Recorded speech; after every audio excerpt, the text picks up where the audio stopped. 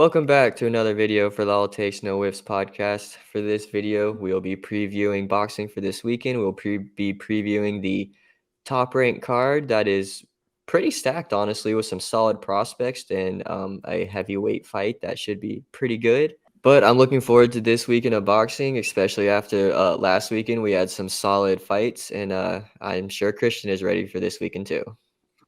Oh yeah, this main event. Initially, I had my thoughts on it, but after seeing the opponent of who I knew better, this is about to stack up to be an interesting fight, and I'm looking forward to getting into this. To start things off with this preview for this upcoming weekend, you got solid prospect in Bruce Carrington up against Juan Antonio Lopez in a 6-round featherweight bout. If you look at the records, I'm sure you guys could make some early opinions on this, but this is a nice, I guess, fight to add to the record for Carrington because 12 losses for Lopez, kind of wild if you ask me. But he shares the same middle name as me, so it's like I'm kind of like rooting for him in a way. But nah, I want to see Carrington take a step up, and this isn't really a step up fight, but it's the path towards stepping up. I actually kind of would say this is a step up fight for him, honestly. Lopez has fought some, I wouldn't say really good names, but he's got a pretty good resume. He's got 12 losses. I mean, not what you want to see, but this is definitely a better fight than what Carrington has had last year, and then when he became pro in 2021. Last year in 2022 was his first full year of being pro. He went 4-0 and he had 2 knockouts to go along with that. But this is a guy that I'm kind of high on. I really like what I've seen from him so far, and I think that this will be not a great test for him, but it'll be a pretty good test for Carrington.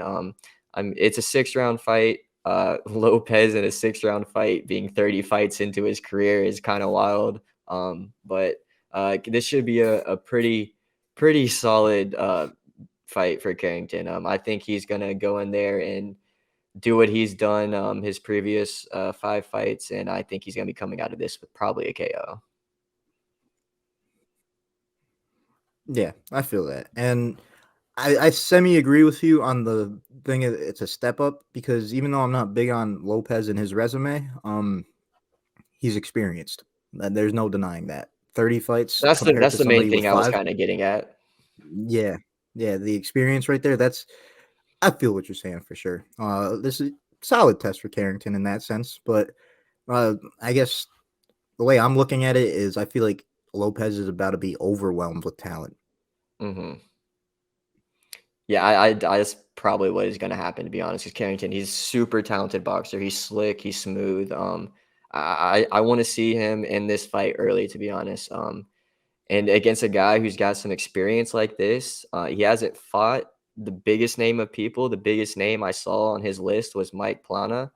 But I mean, other than that, he doesn't really have any notable names. So this is gonna be a pretty decent fight for Carrington. I'm excited to see him get in the ring again, because he actually was supposed to be in the ring on December 10th of last year, but that fight got scrapped. So Carrington is actually really looking forward to this fight from everything I've read, because that fight got canceled.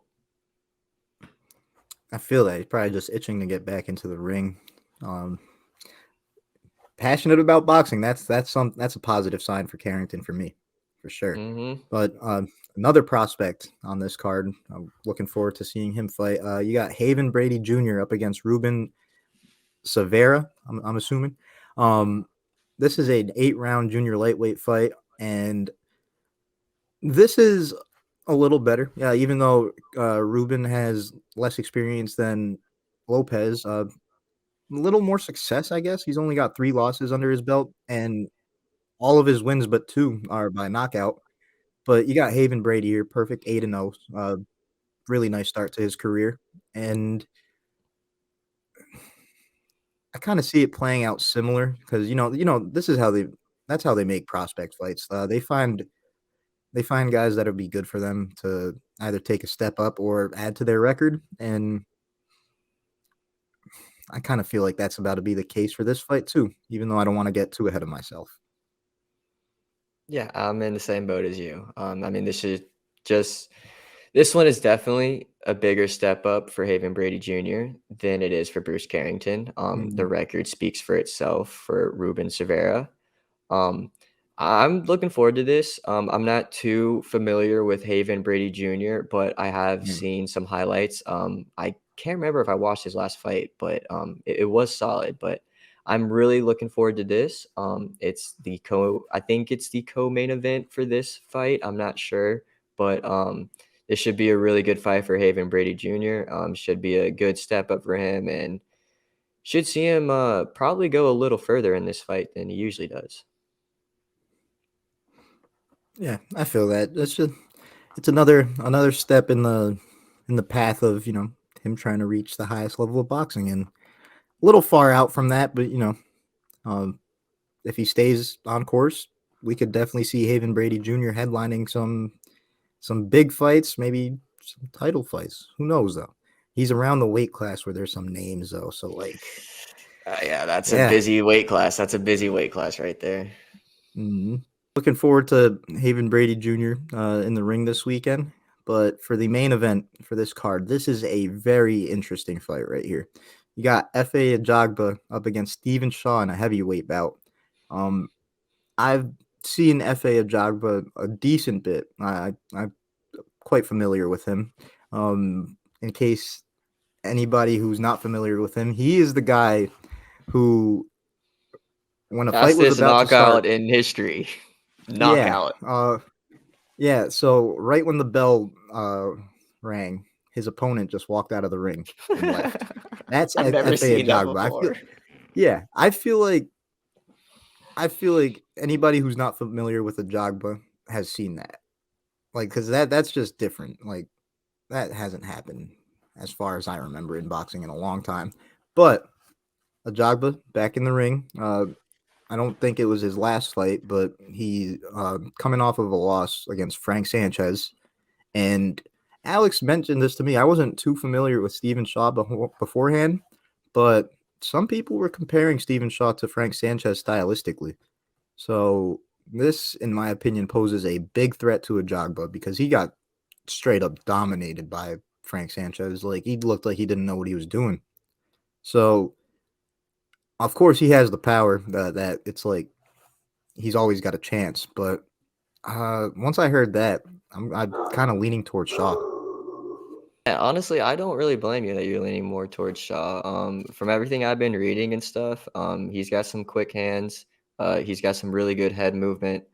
He's very quick on his feet too. And if you've ever seen a Jogba fight, he ain't the fastest guy in the world. He's really heavy on his feet. He doesn't really move around a lot too. So I think Steven Shaw, that could be something that could play towards his advantage. But going off what you were saying earlier, Ajagba did have another fight after the Frank Sanchez fight. I can't remember who Mm, he fought, but it was a second round knockout in August of last year. So he is coming off of that. And I know it was only a 2 round fight, but he looked 10 times better than he did in the fight against Frank Sanchez. He did not get mm, hit hardly at all. And his punches looked very smooth and his power looked great. So that is one thing going into this fight, maybe to look forward to. That Ajagba has maybe cleaned up some of his technicalities and stuff, his style. mm. But I'm with you. I'm leaning towards Steven Shaw for this. I think he's going to be too much for Ajagba in the ring. I think he's going to be moving around a lot. He's going to be tiring out Ajagba, and that's just how I see this fight going, to be honest. Yeah, I agree. And it's like, yeah, he could have cleaned up some faults. My thing with Ajagba is even if he cleaned up the faults, he's still kind of one dimensional to me. I think it's more so that he needs to add layers to his game than clean up the faults, which not saying he shouldn't have cleaned up his problems, but I just feel like some versatility would be key if he wants to make some real progress. Not everybody's Deontay Wilder. That's all I gotta say. So yeah, I'm feeling Stephen Shaw by a decision, to be honest with you, in this fight. Yeah, I'm the same way. I think this is gonna go all 12 rounds, or 10 rounds, my bad. but Stephen Shaw is just going to style on him, and he's going to win by points. It's probably going to be, in my opinion, not a very wide margin, but I think Shaw's got this Mhm. by a few rounds at least. Should we take it a step further and predict scorecards? Oh my God, I don't even want to do that No. because then you got to take consideration of knockdowns and maybe a not disqualification, but a point reduction. I don't want to do that. That's way too hard. Like if we had money on the line, I'd put this on. Yeah, I put $2 on it. I'd But put 3. but yeah, decision for Shaw. That I feel like that's the most realistic outcome. If not, I see Ajagba getting a stoppage. Those are the two results I see. But we got this to look forward to. Nice little card from Top Rank. No titles involved, but you know it doesn't matter when there's solid fights. That's all we care about. And this card is going to be on ESPN Plus. Um, I know that some of the prelims will be on regular ESPN. I think Bruce Carrington will actually be the last fight on actual ESPN cable before they move to ESPN Plus. So look forward to that. There's some other couple good fights on this card too. I think I said earlier that Haven Brady Jr. was the co-main event. That is not Mhm. true. Adam Lopez, he is the co-main event for this fight. I can't remember who he is fighting, but that should be a pretty good fight. Oh, it's Abraham Nova, Oh which should actually be a pretty good fight from what Christian told me earlier. If you want to say something to that, Christian, go ahead. yeah, Nova's a solid name. I'm slightly familiar with him. I know has a big loss in one of his recent fights, but um, pretty talented guy. I'm excited to see him against Adam Lopez. To be honest, I would have to say I favor Nova in that. But that other than that, this is a real solid card to look forward to, and hoping Ajagba can prove me wrong. To be honest, because I have my opinions on him, but he's definitely got the tools, and I'd like to see those tools flourish. Oh no, yeah, for sure. Like honestly, that fight, I really don't mind who wins it. Mm. I didn't know too much about Stephen Shaw until really I started doing research on him a couple of days ago. But I don't mind whoever wins that fight. But whoever wins that fight, they got a long way in that heavyweight division. That's all I'm gonna say. Yeah, yeah, for sure. There's definitely some names in the way that aren't even the title holders, and then when it comes to the title holders, they are. I can't even overemphasize this. They are so far out. They're like a galaxy away from being ready, in my opinion. And not that's not a discredit to them. That's just kind of more so credit to Usyk and Fury. hmm I'm not gonna lie, I wouldn't mind seeing Big Baby fighting one of these guys, to be honest. It wouldn't that'd be a pretty solid fight for him. That's a step up for him for sure. Because even though I think he's more talented than Ajagba, and as far as I know, I guess I would have to say higher touted than Stephen Shaw. Um, he hasn't gotten in the ring yet with somebody like them. So Yeah, huge, big step up for them. and that's Jared Anderson we're talking about if Yeah, you don't know who Big Baby is. big. Yeah. Yeah, but that does it for this top rank card for this weekend. We have some really solid fights this weekend, and we're really looking forward to it. There is another card on Friday night. The main event for that one is Kim Clavel versus Jessica Neri Plata. That should be a pretty good fight too. It's for a world title, so check that out on Friday night. It's not on TV in the US or in the UK if you watch from UK, but it's only on Canadian TV for some reason.